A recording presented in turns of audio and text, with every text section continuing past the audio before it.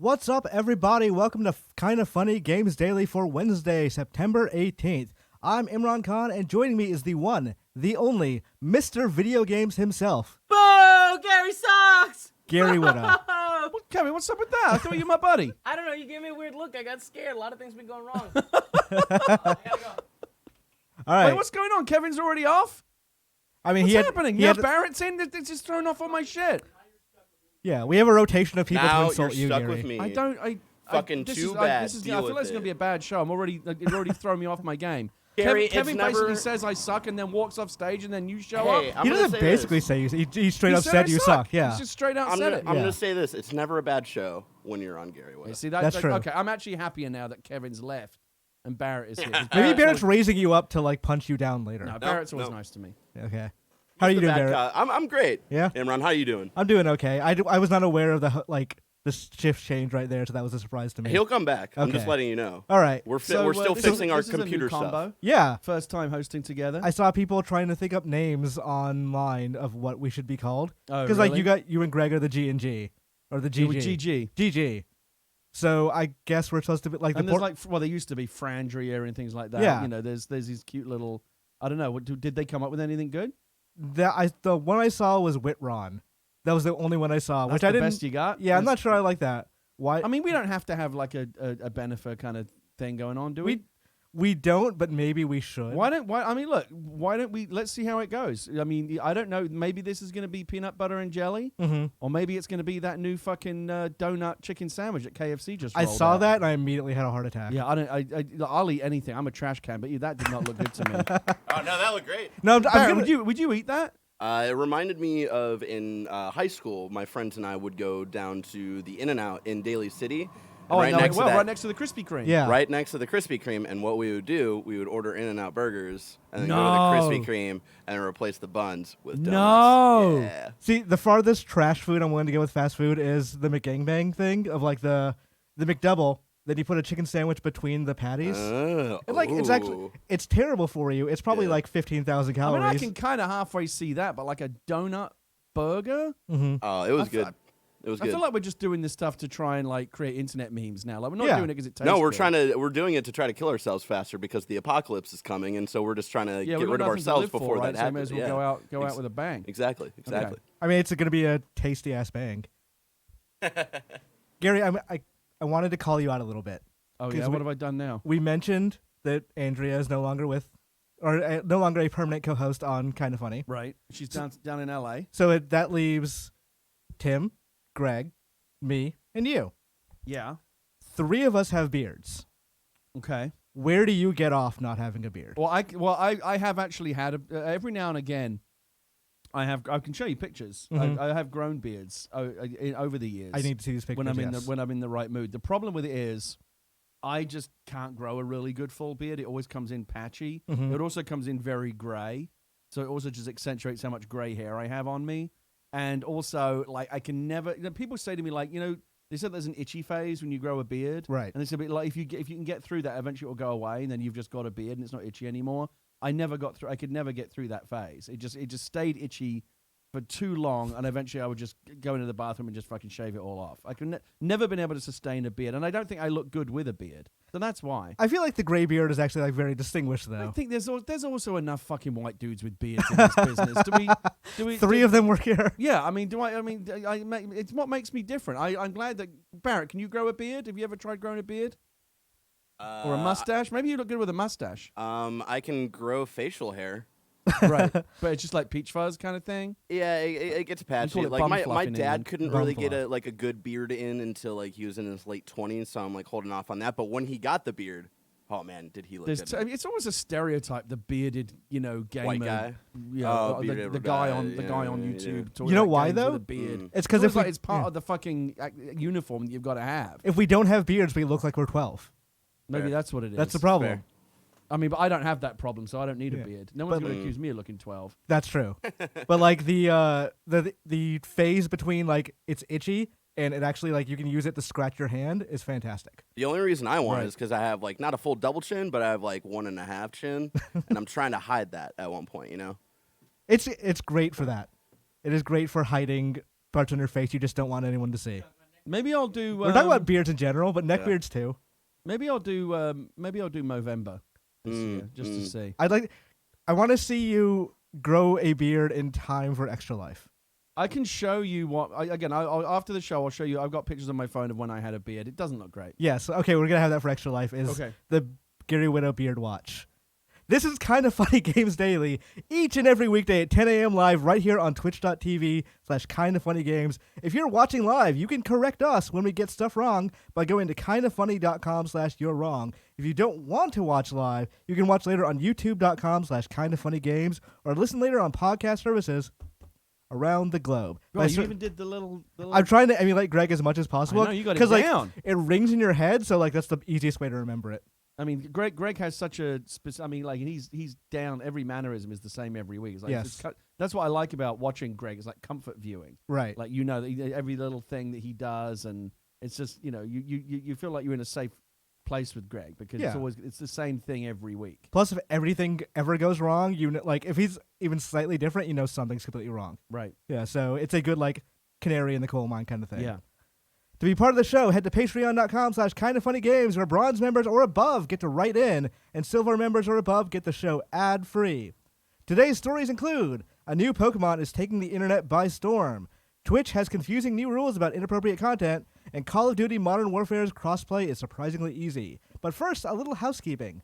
Thank you to our Patreon producers, Retro Games, Blackjack, and Mohammed. Today, we're brought to you by us, the Kind of Funny Intersight Championship at PAX West 2019, but I'll tell you about that later. For now, let's begin with what is and forever will be the Roper Report. It's time for some news. We got 3 stories today. A baker's dozen. First of all, there's a new Pokemon. It's called a Farfetch'd evolution. This is from IGN via Matt Purslow. Nintendo has revealed the identity of a glitched Pokemon that they've been teasing this week, Sirfetch'd, an evolutionary form of Farfetch'd. What is a glitched Pokemon? So it was, when it was shown originally on the website, it was just like a masked kind of weird artifacted Pokemon image. So people couldn't really figure out what it was. It was kind of like, I guess Is it meant to be like a teaser image? Yeah, it was meant to be a teaser image. The Pokemon itself has no relation to glitches. They were just trying to market it out. Okay. Sirfetch'd, an evolutionary form for Farfetch'd. Farfetch'd is one of the original 151 Pokemon from the first generation of games on the Game Boy. It has gone without an evolutionary form for 27 years. Oh, wow. Sirfetch'd changes this, offering the leek-wielding bird a knight-like, bigger, stronger version outfitted with a leafy shield. Sirfetch'd is a Galar Pokemon region evolution. It'll be exclusive to Pokemon Sword, so you'll need to get trading if you plan to pick it up on Shield and wish to have a full Pokedex. Sirfetch'd is the latest of many new Pokemon that have been announced for Sword and Shield. Other new friends have been announced, including an electric dark type in Morpeko, a puppy called Yamper, a cream-like monster called Alchemy, and Roly-Coly. So, Gary, what is your familiarity with Pokemon? I have a 7-year-old daughter, so kind of by osmosis, I do know a lot about Pokemon. It's not something of interest. I played Pokemon Go for like 5 minutes. I played Pokemon, what's it called? Tekken tournament or whatever it is. The Pokken, right? Tekken, Yeah. I don't know. Some fucking fighting game. I played that for a bit on Wii U. But I'm not a Pokemon guy. But like I said, I have a 7-year-old daughter, and she is hardcore into Pokemon. She knows them all. She's got she walks around with the entire Pokedex in her brain.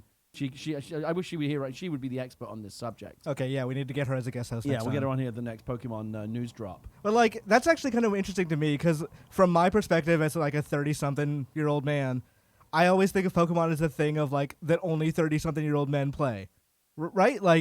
I don't think of it as a kid's thing anymore. Makes sense. Because I grew up with it. So Right. I'm thinking it as okay, the people who play Pokemon are the people who afford Switches for $300 and go out there and collect every one of them. I don't think of it as Well, it's like Star Wars, right? We all grew up with Star Wars, and now Right. when you think of Star Wars fans, you think of people of our generation. But the fact is, Star Wars is and always will be primarily for kids, right. and that's that's the main fan base for Star Wars, for Pokemon, for all this stuff. It's for children and for man-children. For the man-children part particularly appealing to me. Barrett, do you see the video link for this one? Gone. He's gone now. Okay. Kevin! Now it's Kevin Okay, again? What the so fuck is this going is actually on? super fucking confusing. I cannot keep up with this. Kevin, Barrett, Kevin. You can just yell director. And then Barrett again. What is going on? I don't like it. I actually kind of dig the gimmick of it, of just it's a wrestling Every time I tag look team. up, it's someone different. Yeah. Kevin, yeah, do you have the trailer for it? Oh, we're gonna watch a trailer. Okay, Yeah. meet Sirfetch'd. So this is basically this is a new Pokemon that will be in Pokemon Sword. Yes. Okay. So not that thing. That's just her intro. That's a Gene Simmons style thing. This is the new one. Sirfetch'd. Yeah. Oh, Type whoa, he fighting, looks ability dope. steadfast. Oh, he's Oh, got he a looks shield cool. and When you think about what a fucking goober Farfetch'd He's looks got like. his sword is a fucking leak. Yes. I love that. An exclusive to Pokemon Sword. Yes. And like you try and play with him, apparently he just will not have any of that shit. So yeah. November 15th. Oh my Mhm. god, my kid's gonna go crazy. Gary, word on the street is that you're English. Yes. What do you?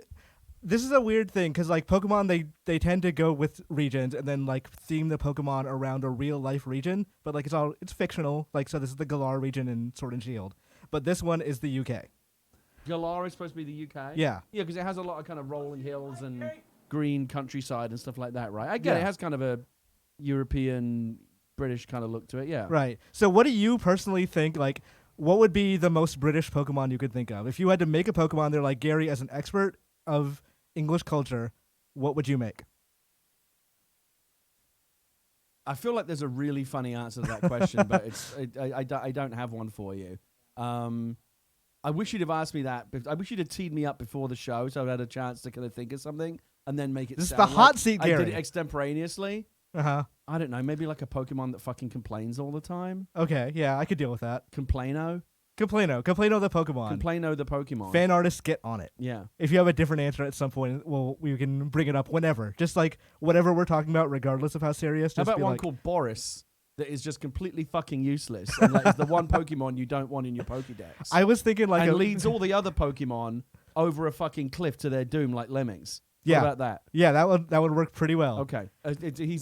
Boris is a shit type Pokemon. Mm-hmm. And There his was- ability is nothing. There was one in the last generation that it looked like Trump, and they weren't like, it was obviously not intentional, but it looked so much like Trump that I couldn't use it. So Right. like this thing, I look at this thing and I think of Trump and I'm like, fuck it. I just out of my party. Yeah, I hear you. Yeah. Who All right. wants that? Who does want that? So now, just so I'm clear on, because again, I'm not the. Oh yeah, there's the one that Yep. looks like Trump. Oh yeah. Haha. Yeah, it's gross. So. So let me ask you this: that Sirfetch'd it says it's exclusive to Pokemon Sword. Right. Now, does that mean if I buy Pokemon Shield, is there still some way for me to obtain Sirfetch'd through other means? You can trade for him through like Okay. you have to have a friend, I think, that would have Pokemon Sword, and they can trade them. I believe there's also a global trading system where you can request Pokemon, Okay. but I'm unsure how that works with exclusives. I've got to admit, I've never loved this. I mean, I know it's been baked into the Pokemon franchise from the very beginning. Right. I personally have never loved the whole thing where they launch 2 flavors of Pokemon game every time. You know, Sun and Moon, Yeah. Sapphire and Ruby, I mean, Red and Blue is the, Silver yeah. and Gold, whatever, you know, Black and White, Yeah. and now Sword and Shield. It's cute, but like as someone who suffers a lot from decision-making paralysis, when I'm presented with a binary choice, I always freeze up. I hate the fact that I have to make a choice. Yeah. And it feels like, I mean, the whole reason they do it is because they want the hardcore people to buy both. It's a right? cash grab, yeah. Yeah, it's a cash grab. I love Nintendo, but I don't love that particular thing. That It's a they very do. weird thing too, because like sometimes they have like actual story differences now, and like the legendary is different for each version. So like my brother wants Pokemon Sword, but he wants a full thing, so he's going to use my copy for whatever, because I don't play the games that way. I don't try to catch everything. I just like go through it as an RPG. So I'm like, well, I also want Pokemon Sword because I like the legendary from that one. So now Right. he's at an impasse. He's like, I just hate being forced to make a choice and knowing that whatever one I choose, there's something I'm going to be missing out on. Yeah. I don't like that. I mean, theoretically, is they want to encourage you talking to friends and like having a friend that buys the other version. I But guess. yeah, it does feel Like more if cash if we were like best Pokemon buds, right? We probably would have a thing. Like I'll get Sword, you get Shield, right. and we'll trade with each other. But then it cut. Yeah, Do that's you the think- problem. Is that one version's why always doesn't worse anyone want Shield? Lame, Gary. because they have different legendaries. So the shield one looks like an Defense idiot. wins the game, my friend. No, that's true. A good defense is the best offense. Maybe is that the other way around? It should I be. don't know. Yeah. Okay. Yeah, I mean, I kind of like Sun, Moon, sapphire, ruby, black, white. I kind of like they all feel like one's the kind of same as the other. But yeah, a sword is cooler than a shield, right? Yeah. So I think you might see a bit more of a sales disparity. There's always one that many sells more better. swords than they will shields. There's always like one that feels like the main version, like the red version, and then one that feels like the side one that your little brother gets. No, but I'm saying that I kind of feel like black, white. Like which one's better? Like how do you know which one of those is better? You don't want sales-wise, black sold better. Black sold better, but Yes. why? It sounds cooler, and I think the one that's named first usually gets like the better sales. Okay. So it's like when it's blank and blank, whatever the first My blank kid's is. got a tough decision. I asked her a couple of times now, which one are you going to get? She just says both. I said, no, you got to pick one. They She's going to have to make a choice. They sell a package for both. Don't ever let her know that exists. No, that's not happening. Yeah. That will not be happening. She does. Well, you buy them that. You buy it for them, Kevin. I meant to ask, by the way. I didn't make her. Speaking of the Kind of Funny PAX tournament, at the tournament, Were we speaking of that? we talked about it a little bit earlier. Okay. But earlier, because I was sitting next to you and your daughter and your lovely wife. Oh, that's right. We were Yeah. all there together. Yeah. Yeah. And at one point, Greg, who was worried about the timing of the tournament, how long it was taking, tried to grease the wheels by giving $20 to the PAX video Right. people. I mean, he had my daughter come up and take Yeah. the money from him. And she, not knowing what to do, gave the money to you. Yeah, I kept it. You got her Yeah. all But then trained. didn't you subsequently do the same thing? Yes, but at the end of the bit, I just gave it back to him. I was Yeah. going to ask, did you actually do that or did you just keep it? My daughter, my went up. I said, like, go give him the money back, and she went up to him and just threw it at him, which I thought was very good. That is very good. That is the proper But that way was to good. That return was a money. funny joke. I like that every time that Greg tried to get one of us to bribe the AV guys in the back, we just kept the money. Why would he trust the people in the front row, all of whom are people he should not trust ever? I wouldn't trust me. Yeah, it was a terrible idea. All right, moving on. Moving on. Twitch sexual content crackdown is causing confusion. This is from GamesIndustry.biz via James Batchelor. Oh no! Twitch has been clamping down on what it deems to be sexual content over the past week, but the inconsistencies are confusing streamers. Kotaku has an in-depth roundup, but some of the more notable examples include Twitch streamer Kuko, who has been suspended for cosplaying as Street Fighter's Chun-Li, and Fariha, who was given a warning and a 90-day probationary period for wearing a sports bra and baggy shorts. Kuko was warned her outfit was sexually suggestive, despite not being overly revealing. The tops of her thighs were visible, but the majority of her body was covered. Meanwhile, Faria was told her warning was prompted by her wearing underwear or lingerie. Elsewhere, an art streamer, Surie, was given a warning and suspended for 3 days for drawing nudes. She had been drawing hentai characters that were scantily clad but not fully naked, and it's unclear whether the warning was over the character's attire or poses. A male streamer under the handle Shift was given a warning for using an emote based on the meme of SpongeBob SquarePants ripping his pants. This was deemed too sexual, and the emote was disallowed. Finally, IRL streamer Bridget Duveau was suspended for 3 days after sharing or engaging in sexually suggestive content or activities, but was given no explanation or clarification as to what this referred to. Esports site Dexterto reports the ban was later overturned, but still no explanation was given. GamesIndustry.biz has reached out to Twitch for clarification. Both Faria and DeVoe told Kotaku they believe they were targeted by a mass misuse of Twitch's reporting tools, particularly since Faria's attire was appropriate to the fact that she was in the gym during the stream, something allowed by Twitch's community guidelines. Last year, Twitch pledged to take a stronger stance against sexual content, clarifying that its policy on streamer attire should be appropriate for a public street, mall, or restaurant, which streamers have argued is still vague and open to interpretation.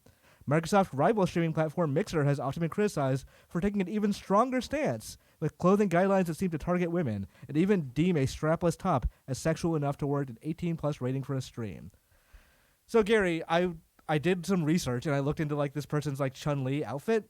Yeah. It's just straight up a Chun-Li outfit. Yeah, it looked pretty harmless to me. Yeah, I think I read a bit of this. I read the story. She said that she even ordered the outfit that was one size bigger right. than what she would usually wear, so that it would be baggier and it wouldn't be like Yeah, it wouldn't be too suggestive or high up on anything. her. And I only saw a screen grab of it, but it looked totally harmless to me. You see people on Twitch like that all the time. Right. Here's the thing: if you're going to start banning people for this, they should basically just shut down the entire Just Chatting section. Just Chatting is where I hang out. Twitch.tv/Gary Whitta. See you 7 p.m. tonight. It's if you scroll through the Just Chatting channel, you're going to see a lot of what they call booby streamers, which Right. is women who are wearing slightly, and there's a screenshot for you, wearing slightly not super suggestive, but like sometimes skimpy clothing, Right. and that for a certain segment of the audience is, I presume, part of the appeal, Right. and they get a lot of views. But if there's I think the problem is there's no consistency in how these rules are enforced. If this person that has been suspended or whatever is not doing anything more egregious or more in violation of the guidelines than a dozen other people, there's a whole why me factor to it when these people get targeted. Twitter, I think Twitter and Twitch. Sorry, I always get Twitter and Twitch. It's basically the same. Because I'm the number one guy on Twitter and Twitch, so it's Yeah. going to get mixed up. It's they need to clarify and enforce their guidelines with better consistency, and they need better messaging. The problem is, I don't feel like a person is generally looking at these things. I feel like it's people who mass report women for, I guess they have issues with, they think women who are in scantily clad clothes or like a Chun-Li outfit. Do you think it's totally automated, where if they get a certain number of reports, it just flips a switch? And I know that it's person automated. Gets suspended. Okay. I know for a fact that Okay. they will flip the switch back if a person looks at it and it's appealed. Right. But I know that for they will go, okay, well, this is getting so many reports, something must be wrong. Right. Which means people can game the system. But I mean, that rather than just automatically flipping a switch, I mean, I know that this costs money because you have to hire people to do it. But rather than just automatically suspending the person, surely that should, ideally, would trigger an in-person review where someone says, okay, this person's got 500 complaints, let's see what's up and go check it out. And then someone actually makes a decision, not just some algorithm.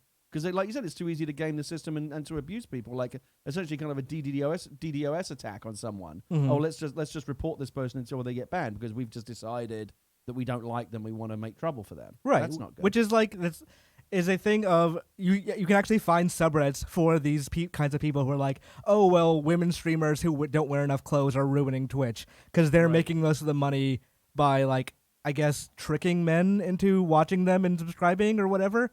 But what's the trick, though? I guess that they're men are watching and donating because they're not wearing enough clothes. I guess you're asking me to dive deep into a logic I don't understand. Right. But it's these people you can find their subreddits of them organizing to go, okay, well, Cugco is doing this. She's dressing as Chun-Li. How dare she? Right. So we should go there and mass report. But I think the other side of that coin is, yes, I do think some people look at it, but I think also it's a corporation that's owned by Amazon. So they probably do have some degree of, we need to keep this family friendly. They would rather err on the side of caution. Yeah. Yeah. Which I think is also insane because it does, by virtue of what they're trying to protect or what they're trying to clean up, it affects women more than it affects men. And yet you still have a situation where, earlier this year or whenever it was, the entire Artifact channel on Twitch was nothing but hardcore pornography. Right. And that stuff was up for days. The thing a couple of months ago, or a month ago with Ninja, where they just use his channel for porn. Right. Of course, these kind of things happen, and they mostly they don't catch the big things. They catch the very small things, and they're saying all right, work done. The problem with this is, and it's like you said, it's owned by Amazon, so they clearly could choose to spend. If they could spend the money if they chose to. Right. They have infinite money. They just choose not to spend the money. But Jeff Bezos makes $3 million a second. $3,000 a second. $3,000 a second. It's still a lot of money. They could spend the money. The only you can never trust an algorithm to do this stuff. Like you said, it's too easy to game the system. The only way to do it is with human moderation. That requires spending a lot of money to hire a lot of warm bodies to sit at computers and actually look at this stuff and use a real human brain to figure out what's been going on and actually reach a real judgment. You can't trust fucking Skynet to do this stuff for you. Yes. We all know how that works out. This, by the way, is why I personally have chosen to avoid sexual content on my channel. Mm-hmm. As much as my audience has strongly requested it, they want more suggestive content. They want more sexual titillation. They want me to wear less. Yeah. Yeah. I mean, I see those. They want me to wear the strapless tops. They want me to wear the Chun-Li outfit. But it's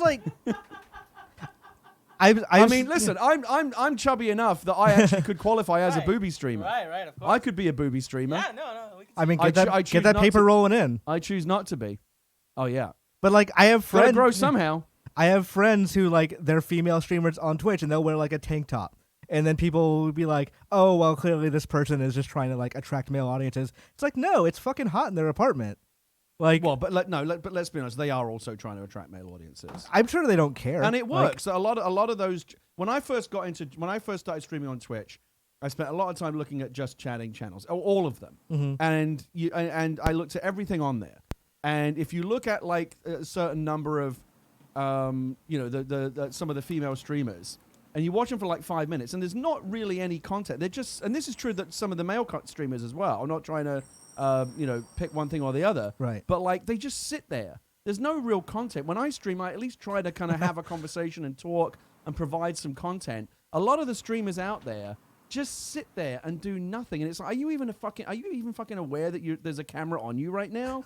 Like it's almost like someone's just sitting at their computer and they don't even know that their webcam is on. right. There's just nothing going on. It's really, really boring content. And I think the appeal of some of these streamers is simply that, thirsty young men and boys like looking at busty women. And there are streamers out there that are happy to provide that content and profit from it. There's nothing wrong with that. Yeah. What's wrong with it is when certain people, when the policy that Twitch has, the guidelines are not being administered consistently. I also don't think Twitch really knows what it is at this point. Like you mentioned, just chatting. When that showed up, it was such a weird thing. Still like, is. Yeah, this is a video game streaming website. You will sometimes ban people for not playing a video game. Right. Like, why is there a thing of like, okay, social eating is one of the, and Mukbang. Mukbang. Yeah, like I have to turn my stream to social eating I've because I done don't some forget. mukbang on my stream. Have you? Yeah, I ate some super hot Korean noodles on my stream. How did it go? Badly. Okay. Was it like a like a nose mess or? Sorry, what? Was it like a nose dripping mess and all that? It was pretty spicy. Okay. It was. I mean, it wasn't super bad. It was fine. Mm-hmm. But it was like, I try all kinds of. I'm a variety streamer, Imran. I try all kinds of different things. I'll eat food. I'll talk shit. I'll play obscure games. I'll play popular games. But you won't wear the strapless. But I won't wear. I won't do sexual content. Well, again, because who knows? Who knows? Is that what you want, Kevin? Would you tune in if I started wearing less? I'm not gonna tune in ever, but I definitely look. If I started doing what some of these booby streamers did, if I kind of sit back in my DX Racer like this, kind of like sexually languid and all, like, look at me. I mean, would you tune in for that? Would you want some of that? I mean, I'm paying attention now. I've been working. Yeah, on right. it, Yeah, you know what I mean? I can hear the Twitch subs from here going up now. Cha-ching. Yeah. Twitch.tv/Gary Whitta. Who knows what direction? This is giving me some ideas, Imran. Yes. Who knows where the channel The future might go. is bright. This could be a whole new direction for me. Just make sure you don't get banned. The first male booby streamer. I would bet you're not the first. I would bet there are other people. I bet you there are. Yeah. Like, legitimately, I think there Peck are. streamers. Yeah, no, there are totally peck streamers. I remember. Peck streamers? There That's a thing? There's I a just Mega made Man that X one up. runner who, like, he will just take off his shirt during streams because he's a bodybuilder as well. Right. So. No, I've seen some of those as well. Mm-hmm. But if you want to do it, I think you'll make a lot of money. Do Just- it, you coward. All right. Don't do it. I don't want to see that. Nobody does. Moving on. Don't knock it till you tried it, Kevin. You're making a lot of sense, bud. All right. Moving on. Let's go. How Call of Duty Modern Warfare's crossplay will work. This is from Polygon via Michael McWhertor.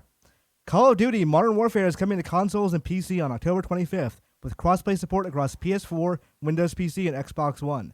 I love it. It's like crossplay. You know me, Imran. Anytime there's a crossplays in the news, Yeah. I'm all for it. I put this story for you, Gary Whitta. Woo! Players will get a taste of cross-platform multiplayer starting September 19th with Modern Warfare's crossplay open beta. On the official Activision blog, the game's creators explain how crossplay will work in Call of Duty Modern Warfare and how you'll be able to hook up with your friends on other platforms. Two important items to note. Players can opt in or opt out of cross-platform play. If they want to play multiplayer, they'll need a COD account. Players can sign up for an account using their PlayStation Network, Xbox Live, Steam, or Battle.net ID through the Call of Duty website. website. Opt out? Why would you say, well, I only want to play with PlayStation people, or Some I only people wanna don't play like with it. Xbox people? Some people so maybe this is like a console wars defense kind of thing, but when this whole thing was going on of like, why isn't Sony doing crossplay? You find a lot of people going, well, I don't want to play with people who play on Xbox. They're Gary, personally, I hate everybody that plays on Xbox. see? Why? They like green. Gross. Yeah. See, this whole platform corporate standing thing doesn't work for me. We're all gamers. Yeah. Don't let these platforms. We should be building, bridges, not walls. Mm-hmm. I want to play with everyone. Like that's why I'm really, Borderlands. I'm enjoying Borderlands 3 right now. I'm really enjoying it a lot. And Greg talked me into getting it on PlayStation. I'm glad he did because, as it turns out, the majority of people that I want to play with are on PlayStation. Right. But I can't fucking play with Snowbike Mike because he's over there on the Xbox. I can't play with some of my other friends that are on Xbox. It's bullshit, and it's got to end. We've got it. These walls have to come fucking tumbling down. We need to blow our almighty crossplay trumpets, Imran. I'm going to hit you with a biblical reference now. Go for it. And the cross-platform walls of Jericho need to come crumbling down so that we can all reach across the oceans of these platform bifurcations. Well, it's weird because the Call of Duty is it's a big hole in that wall. But why is Call of Duty cross-platform and not Borderlands? And I'm guessing the answer is they just have more sway. It's not going to happen all at once. But I think the fact that Destiny is going cross-play, are they? Yeah, they are, right? Destiny's going to be cross-play. That's the wrong person. That game sucks. I know they're cross-save. I don't know the cross-save. Yes, cross-play. But it's all. My point is, it's all a step in the right direction. Right. Like when Destiny comes out on Stadia, I'm hoping that I'm going to be able to bring over my because I have a what do I have it on? I think I have it on Xbox. I have an Xbox. No, I have a PlayStation save character that I can bring over. Maybe I'll play a bit of Destiny on Stadia if the cross save works. I know cross save will work on Stadia. I know they've announced crossplay will not. So when you play on Stadia and Destiny, you're only playing with people who also own it on Stadia. My guess, my hope at least, and also my guess is that I'm going to say 5 years. I'm going to give you a 5-year time horizon. In 5 years from now, crossplay will be universal across the board. All games will be crossplay. Right. I could see it. Beautiful. I know a couple of years ago, before all this crossplay stuff started, I was talking to a friend who was working at one of the major third-party publishers. He was saying, people are starting to wonder why we have games that other platforms can't play. They're all basically the same now. We could get the stuff instantly immediately. It's the dumbest thing. Destiny is the fucking exact same game on Xbox One as it is on PlayStation 4. The exact same game.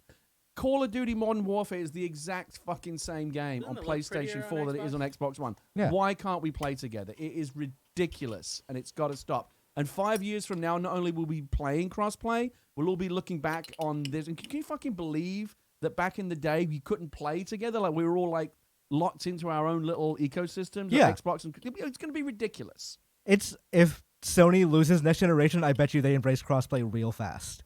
Well, I don't think they're going. I mean, they're not going to. They would have to lose a lot of ground to lose the next generation. But I think, I look. Sony's obviously a major player, but I think that they're at the end of the day, the big third party players are where it's really at, right? Because again, Halo's never going to be cross play, yeah, right? Gran Turismo's never going to be cross play, right? Because those are and I get it. Those games are exclusive to those platforms. But the big third party games, Destiny, Borderlands, Modern Warfare, shit like that. They're all Fortnite. They're all going to go cross-play, and Sony is going to increasingly going to look like the one fucking kid in the playground sitting in the corner, crossing his arm, folding his arms, doesn't want to play with anyone else.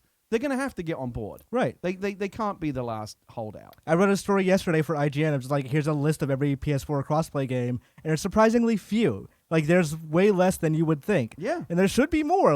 Why? It's gonna like I said, it's gonna happen. It's not gonna happen overnight. It's happening in increments. The fact that Modern Warfare is supporting it, probably the biggest I think I'm probably right in saying it's gonna be the biggest third party. Probably game the of the biggest year. third party franchise in games, right? Modern Warfare, wouldn't you say? What's Yeah. bigger? I mean, it's the best-selling NPD game every year. Right. Okay. So the fact that they're doing it, that's a prime mover. That's everyone. When someone when Modern Warfare does it, people start asking why aren't other games doing it? Right. And it's and that's going to move the needle. And it's I think the answer is going to be Call of Duty has that kind of clout, but once that breaks open the wall a little bit, I think other people are going to try and sneak through. Right. But there's an interesting way Call of Duty is doing it, which I want to get to real quick. So you can create a Call of Duty community with your friends regardless of platform or whatever. But if you're going to just matchmake with people, the way they do it is interesting. As for keeping the playing field level, matchmaking will be done by input type, controller or mouse and keyboard. Call of Duty Modern Warfare will support keyboard and mouse on PS4 and Xbox One. If you want to crossplay with PC players, or if you want to crossplay with PC players. Similarly, PC players can match with console players if all parties are using a controller. That makes That's makes really total cool. sense to That's me. really, Yeah. That's a cool thing. If I'm playing on a console, I do not want to be dropped into a game with PC players because they're going to fucking eviscerate me. Yeah, you can, but you can if you want to. You can. You jump can in if there. you want, But if you but have a I, mouse that and that keyboard. part I understand why you would want to opt out. Yeah, that makes sense for opt out. It's like but it will matchmaking does take care of you even if you do opt in. Of saying, well, I have a controller, so only put me against PC players who have controllers. Right. That's rad. No, So- I like that it's not done by platform, but by input type. Right. That makes a lot of sense because you can play Modern Warfare on your PC with a controller. You can play on your console with a mouse and keyboard, right? Right. And so yeah, but that's what makes the difference.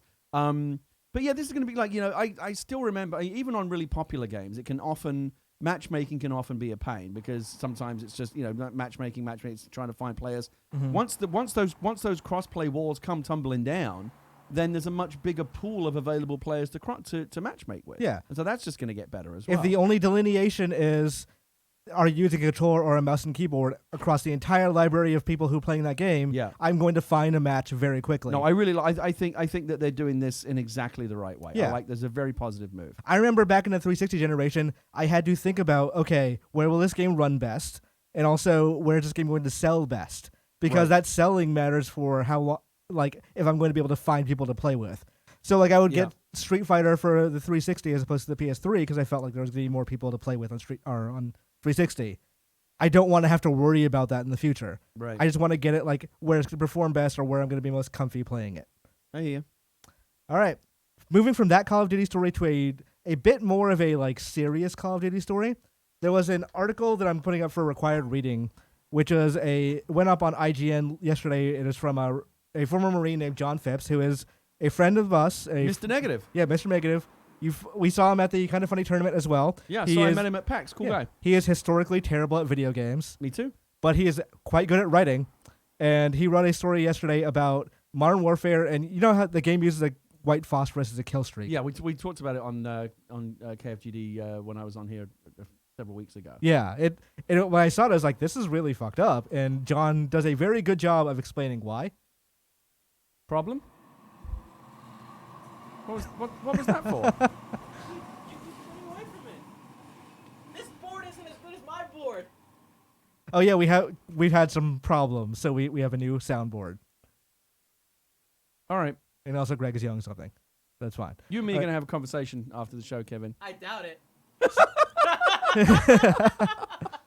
So I want to quickly read this part from John on it's a small part of a much bigger article that you should read on IGN. But This got a lot of chatter yesterday. it did. It was a good article that I saw a lot of developers like Rami Ismail and all them talking about the Yeah. decisions that go into this sort of thing and Yeah. how Infinity Ward must have been talking about it. Yeah, and I saw a lot of gamer bros throwing their toys out of the pram over it as well. Yeah, which the game is coming out in a month. This isn't changing anytime soon. Yeah. But it's good to have the discussion on it. Yeah. But with John, and this is, I think, a couple of paragraphs deep, but white phosphorus is a material created from the chemical element phosphorus, which is used in everyday items ranging from matchbooks to fertilizer. But for the purposes of this article, we'll focus on its use in incendiary weapons. Munitions armed with WP are also used for marking targets and screening movement. But even when not used offensively, the results are the same. A WP weapon detonates, particles stick to the skin and catch fire. The adhesive nature of these particles makes stopping the fire particularly difficult, and they continue to burn until deprived of oxygen or consumed, making them among the deadliest incendiary weapons in existence.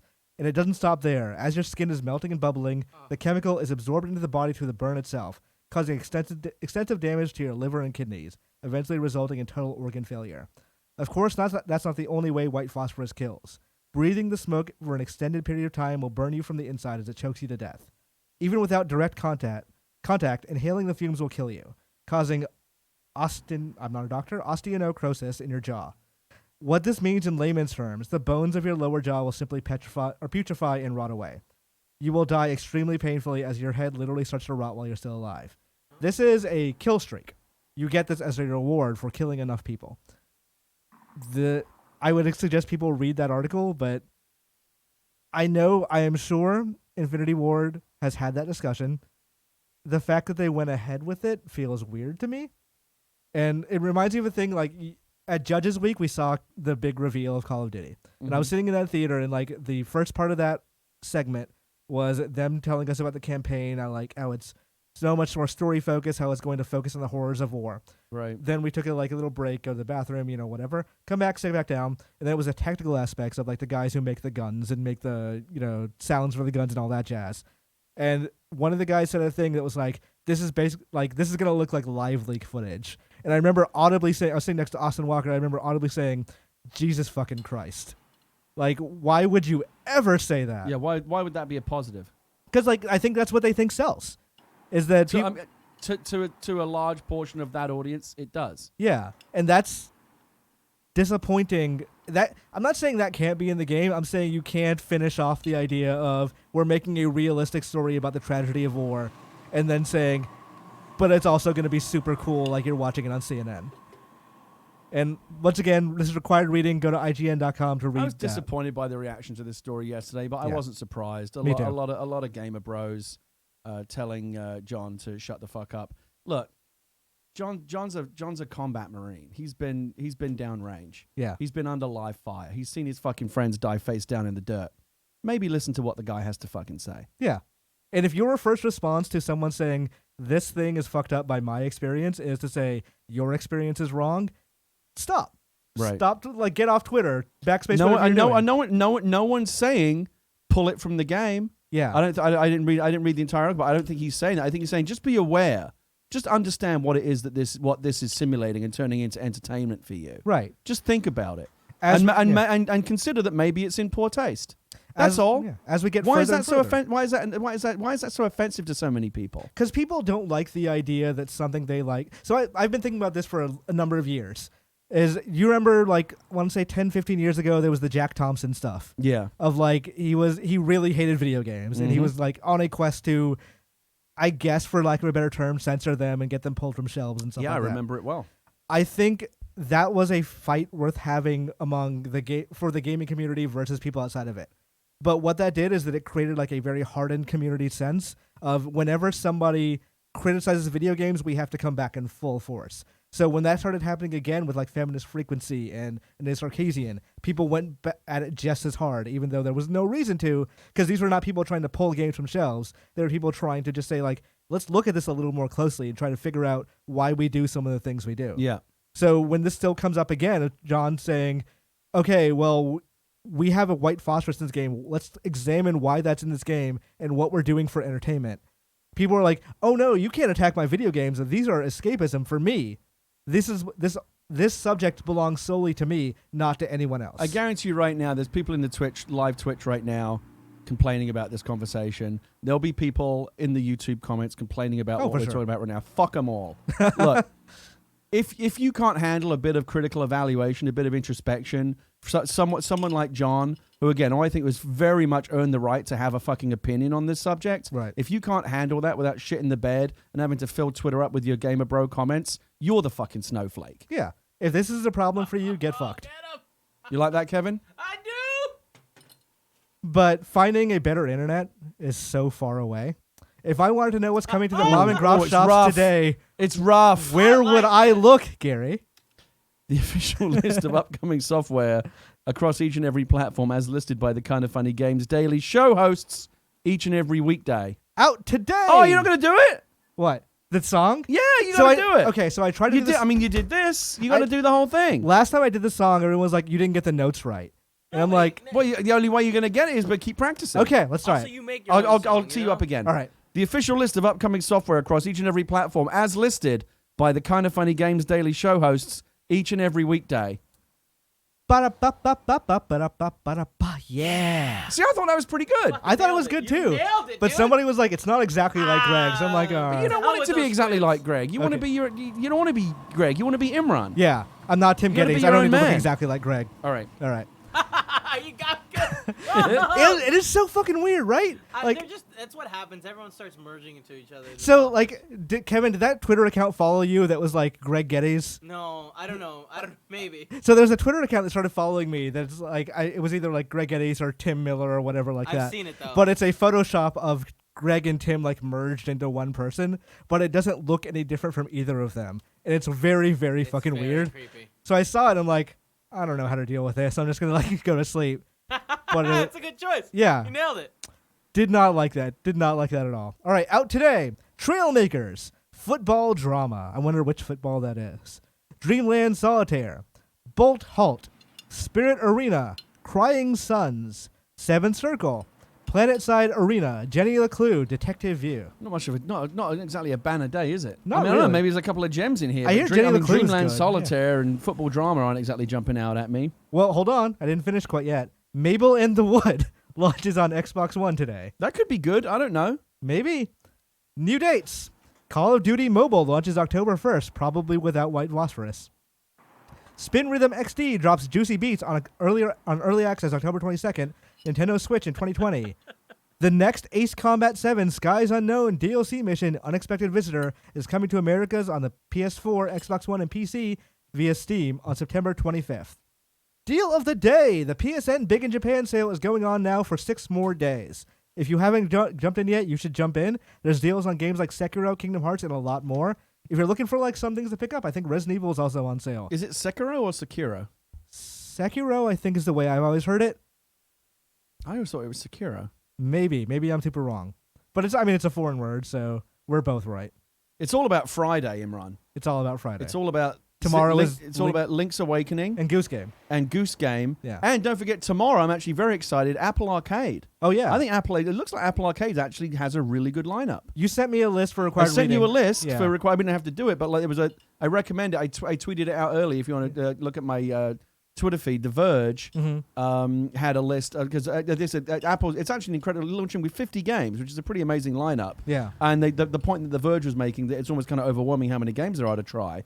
So they had a list of like 10 that you should definitely try. Was there anything that leaped out at you? Yeah, there's one called like Assemble with Care or something like that. It's from the people that made Monument Valley, and it looks really cute. Yeah. I'm gonna be trying them all. I'm excited about Apple Arcade. $5 a month, can't go wrong.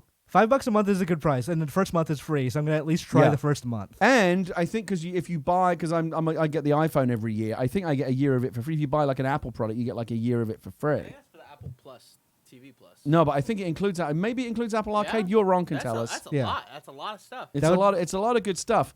The only thing I'm slightly disappointed by is that I think only a small fraction of the games have full controller support, because most of these games are meant to be played on mobile, and that's great. Yeah. But I want to play them on Apple TV. I want to play them on the big screen, and that's obviously only going to work if you can if it has controller support. Is that before? And most of them don't. Is that before the patch for like putting Xbox One and PS4 stuff in there, Well, I mean, or is it just the games themselves don't support? so there is a thing now where you can hook up an Apple a PS4 or an Xbox One controller to your Apple device.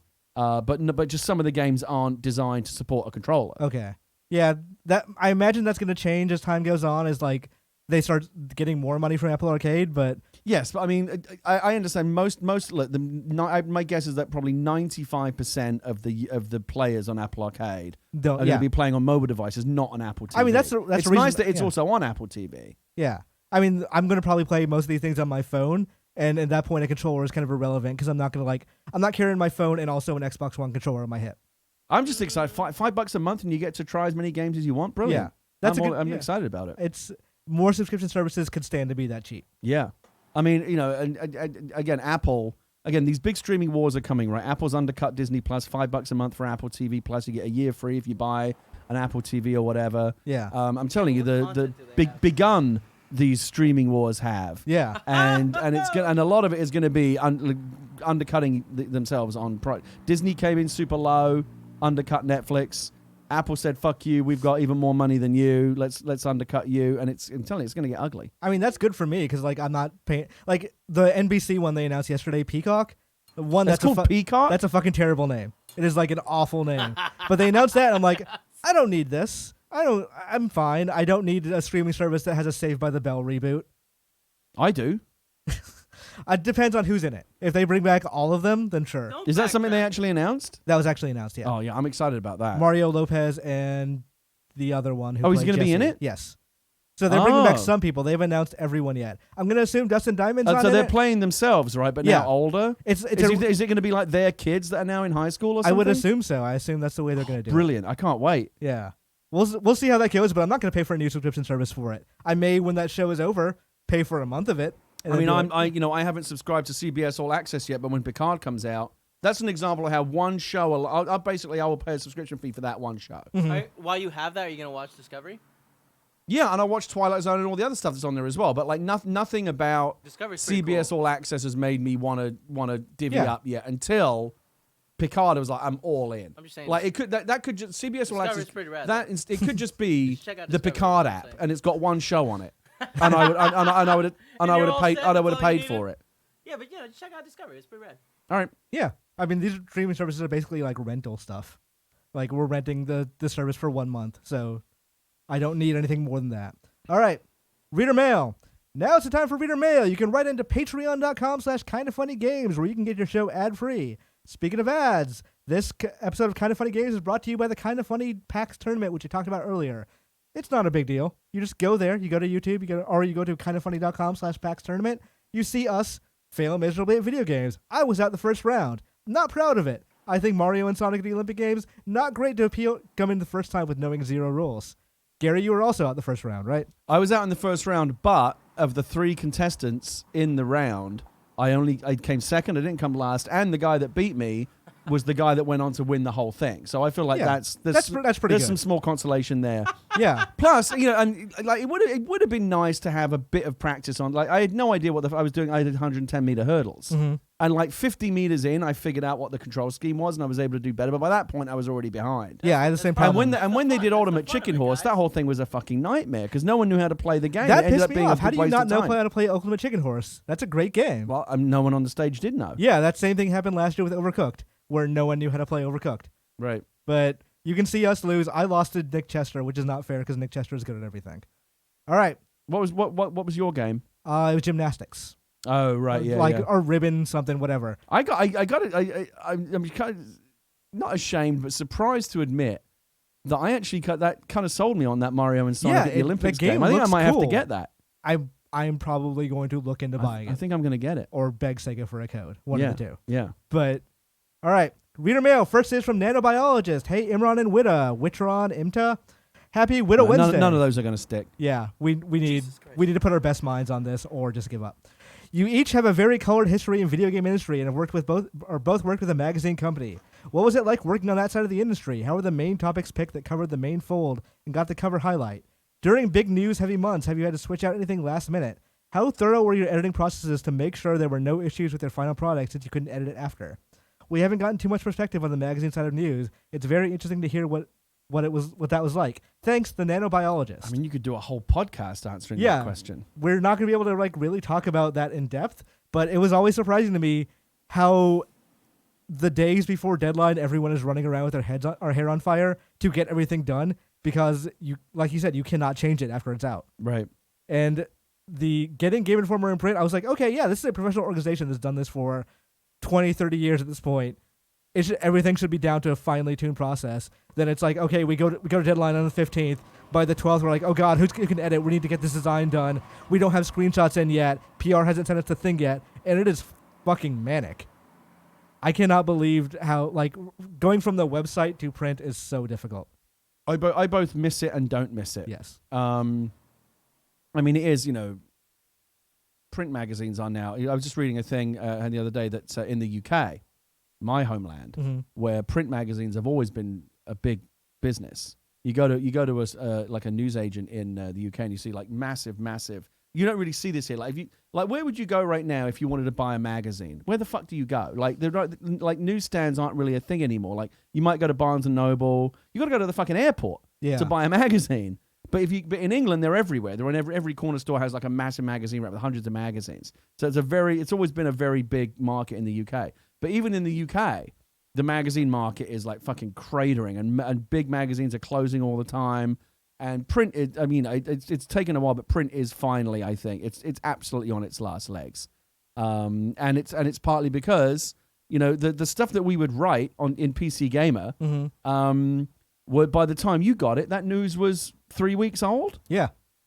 One of the things that was frustrating to me when working at Game Informer is like, let's say I write a preview for a game and the issue itself comes out after E3. At E3, they're going to announce this game has this mode or this game has this release date. But because the game industry is so weirdly fucking secretive, they're like, oh, well, we can't tell you the date, even though the magazine is going to come out afterwards. So in my preview, it's going to be like, well, this game comes out sometime in 2019, I guess. even Right. though everyone in the world already knows the date. It's a very archaic form, and in the you can get magazine quality content online. You can watch videos. You get news up to the minute. Like the only thing that print magazines have left to offer is some people just like the feel of sitting and browsing through a magazine. I don't give a fuck about that. I will say it's good for portfolios because I can just peel out whatever I want to say. Like, here's my writing resume right here. Right. But other than that, How much longer do you think Game Informer has? As someone who's on the inside, I don't want to put you. Well, I do want to put you on the spot. That's what I'm doing. How long do you think Game Informer has left before it's completely gone? With the acknowledgement that I signed a severance agreement on a number of things, I would not suspect it would be that long. Okay. Those guys do amazing work, and it's incredible that they're keeping this magazine running. Yeah. Even with like the number of people, because it was a manic thing, even with the 7 people that have are now not there. The writing is on the wall. I would say the writing is on the wall. But hopefully, all those people are incredibly talented, and they're going to bounce back somewhere great. If Game Informer if Game Informer no longer exists, I'm sure the spirit of it will exist in a bunch of other places soon. Right. All right. Moving on from there, the 5-star man says, "Hey, Imran and Gary, Google has announced a new Premier Edition of Stadia. Now that the Founders Editions are beginning to sell out, are you surprised to see the Founders Edition selling out? What do you think Google is looking for them to consider Stadia a success? And by those metrics, how successful do you think Stadia will be, both in early release this year and free release next year? Thank you for your time. P.S. Shout out to Kevin, Barrett, and Joey for killing it during an extremely stressful few days. What's been stressful about the last few days?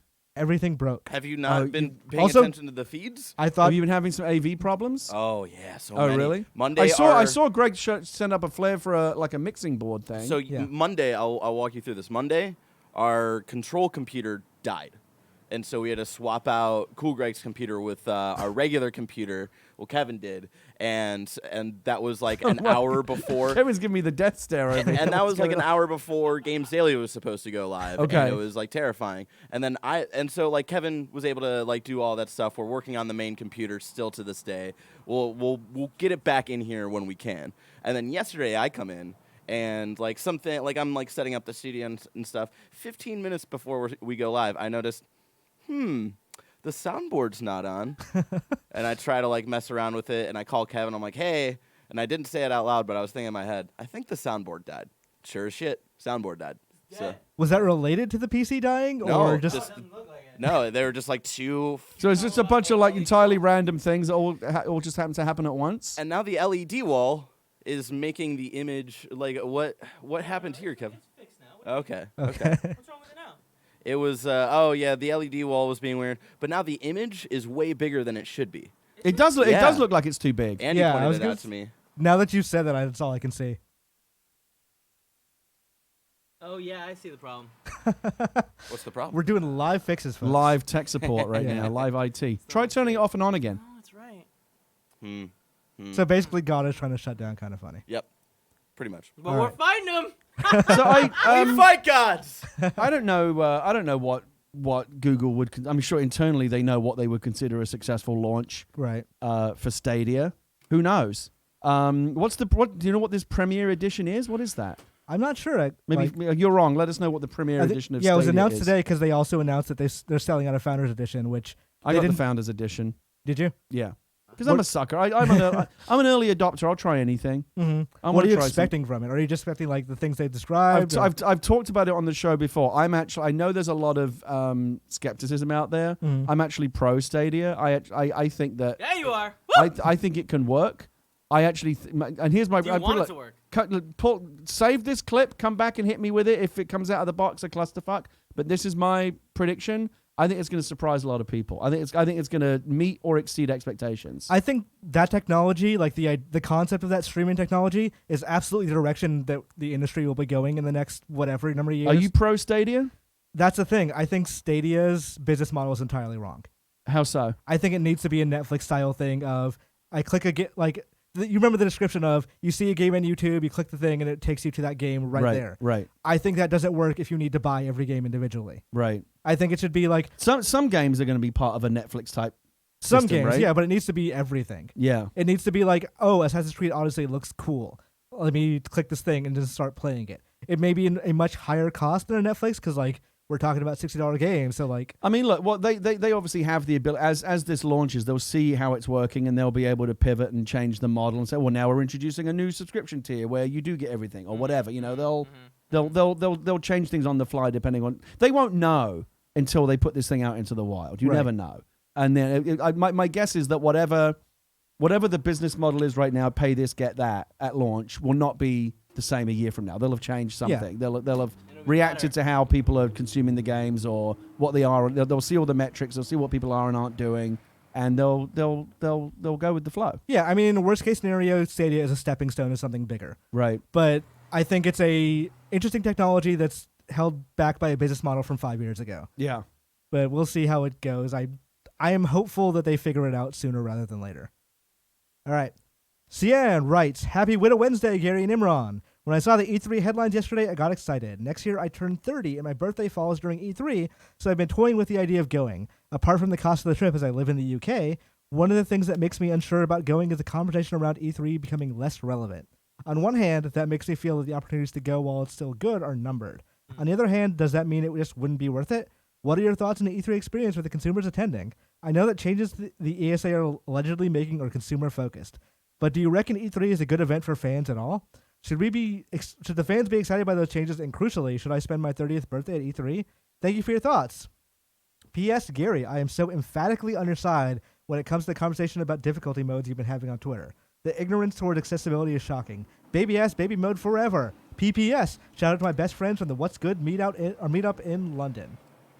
So first of all, yes, you're fucking right. Oh, you with me on that one? Yeah. Team baby mode? Yeah, I mean, I don't personally need to play on easy mode all the time, but sometimes I want to. Sometimes I don't give a shit. Yeah. But like, if people need to, then let them. I know, like, there was a guy in my mentions that was like, "What if Dark Souls is easier?" And like, Dark Souls is easier. You can summon. Like, you can just trivialize every boss fight. And no one's talking about making games. No one's talking about taking your difficulty mode away. The hard mode will always be there. But, you know, let's also have an easier mode for people that want to play on an easier mode. Yeah. I said this a dozen times on Twitter yesterday. Why do you fucking care how I play my games? It doesn't affect you. You've still got your hard mode. If I want to play on easy mode, don't lecture me about, you're not getting the full experience. Fuck off. Yeah. I'm enjoying myself. I'm having a good time. You're enjoying yourself. You're having a good time. Let's just go our separate ways and not talk to each other. I will say what should be standard is on-the-fly difficulty changing. I should be able to change the difficulty at least between every mission. Right. If not, like, because I remember Skyrim used to do it, like, you could change the difficulty in the middle of a fight. Yeah. Like, that was amazing. Yeah. Every game should be able to do that. There are some more games. There are some games that, like, if you like die 5 times on a boss, they'll say like, "Would you like to adjust the difficulty?" Or wasn't it GTA that if you failed a mission like a certain number of times, you say, "Would you just like to skip this mission?" Yeah. Fuck yeah. That is the accessibility is good. Accessibility and accommodation. Accommodate me. Yeah. And this is the key point. Not at the expense of anyone who wants to play on a harder difficulty. Right. No one's suffering because no one's suffering because there's also an easy mode. Mm-hmm. It's not. We're not talking about dumbing down games for everyone, so that dummies like me can enjoy games. You still get to play the game at the brutal, crushing difficulty you want to play at. Yeah. But I also get to play at the difficulty I want to play at. Why is that so fucking hard for some people to understand? Who cares if someone skips something? That means they don't get content you got. You are still Such doing a boring fucking argument these people are putting forward. All right. E3. Were you there this year? No, I would say just go to PAX. Yeah. I think you'll have a better time at PAX. E3 is not a consumer-focused show. No, it's not. And it's not. I enjoyed E3 back in the day when I haven't been in many years, but no, it's not a consumer-focused show. Look, there's a better option out there, and it's PAX. Right. Just go to PAX. Yeah.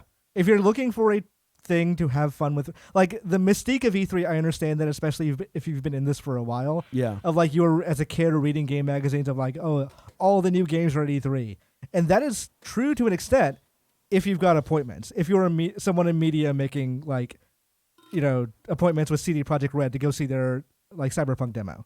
Yeah. I remember last year in 2018, I was in a Dead or Alive 6 appointment, there was in the back rooms there with the E3 meeting rooms, but it looks like a place that people can come in and play video games because there's kiosks set up everywhere. Yeah. But There was a guy who came in. He's like, "Hey, is this for consumer? Like, can I come in with like a ticket?" And like, "Oh no, sorry, this is just for media." And the guy looks sad and walked away. And I was thinking, like, he has every right to be pissed. This looks like a thing you should be able to come in. Like, there's an empty kiosk with this game that they should be able to play. He spent all this fucking money to get here, and he can't. My guess, I mean, maybe other people that have been, and again, if you've done this, right, let us know when you're wrong. My guess is that if you've ever been to E3 purely as a consumer, you probably didn't have a great time. That would be my guess. I used to go there as a pro and I didn't have a good time. You wait in line all day for a chance to play a 20-minute demo. Well, I never did because I was media. I went straight to the front of the line. But like, I don't want to stand in line for 2 fucking hours to play a game. I mean, admittedly, you will do that at PAX as well. It was like a 45-minute line to play Link's Awakening for like 5 minutes. Yes. You know, the big popular games are always going to have that problem. But PAX is a much more consumer-friendly. Look, you ask my advice, I'm giving it to you. Don't go to E3, go to PAX. Simple as that. Also, I would just say don't go to trade shows to play video games. Yeah. Like play new upcoming video games. Go there to discover new games, like this indie thing you've never heard of in the Indie Mega Booth. Go there and like check those things out that are not going to have. Yeah, you'll discover a lot of cool stuff. Or like honestly, this past PAX, the best day for me was I just played board games with my friends.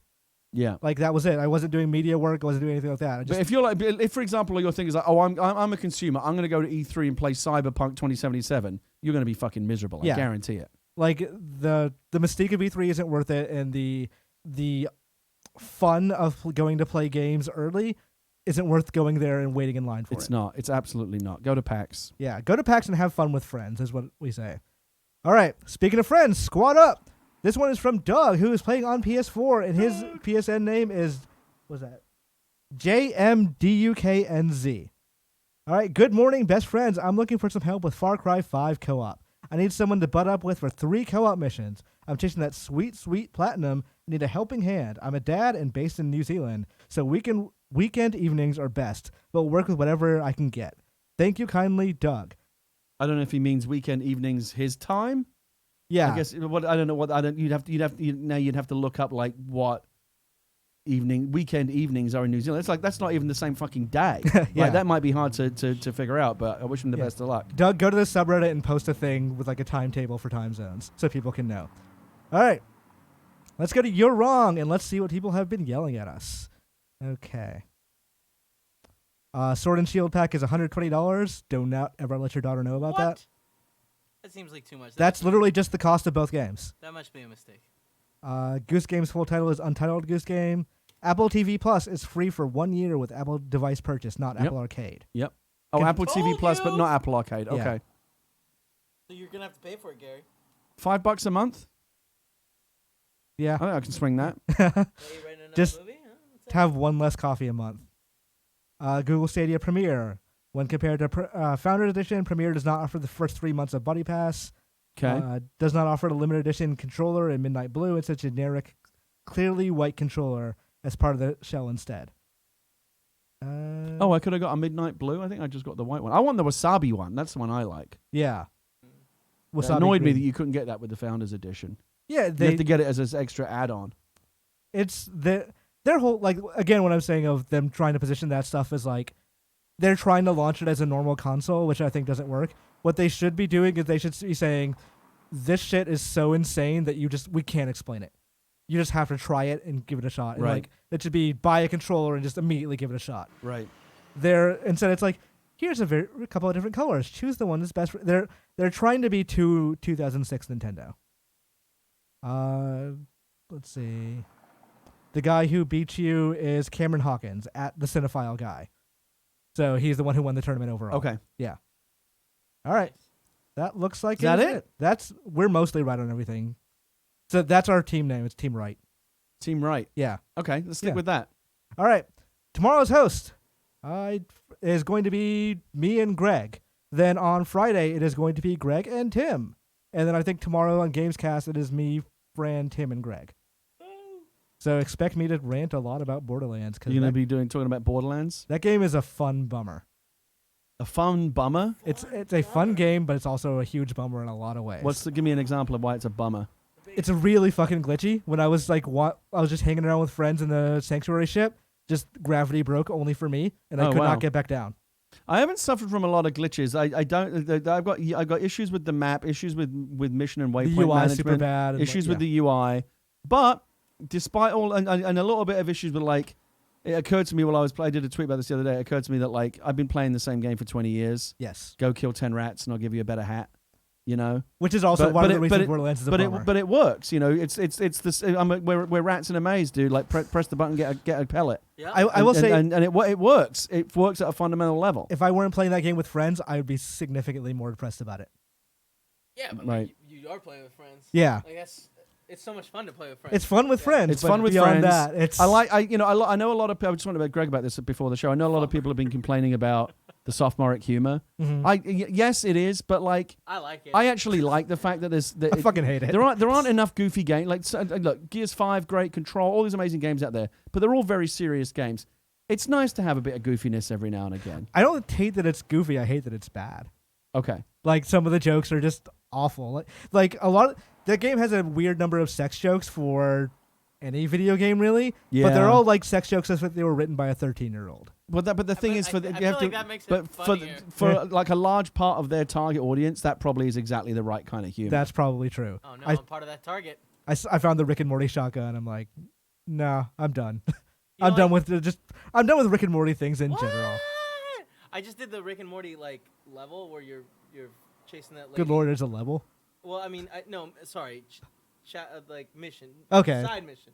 That's still more than I thought. But It's very short, but like it got a good hard chuckle out of me. we'll see. Maybe like But I love Rick and Morty. I mean, Okay, I don't. I think it says a lot about just the essential fun kind of core of the game. That despite all of the issues, and they'll get patched. So I think a lot of these things can get patched and get fixed.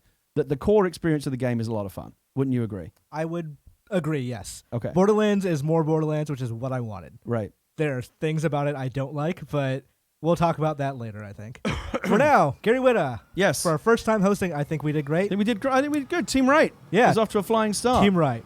So we're going to see you guys for Kind of Funny Games Daily tomorrow. We're going to see you next week for Whitta Wednesday, I'm sure. Yeah, I'll be back. And you'll also the more Widow Wednesday tonight, 7 p.m. Pacific. It's my regular. I have a regular streaming night now. You start and end your day with Whitta. Start it with KFGD. End on my Twitch channel. 7 p.m. tonight. We're going to play some new games. We're going to have fun. Twitch.tv/Gary Whitta. Hope to see you there. The first official male booby streamer on Twitch. That's right. I might give it a try. Don't, please, God. I feel weird shaking your hand after that, but Gary, thank you.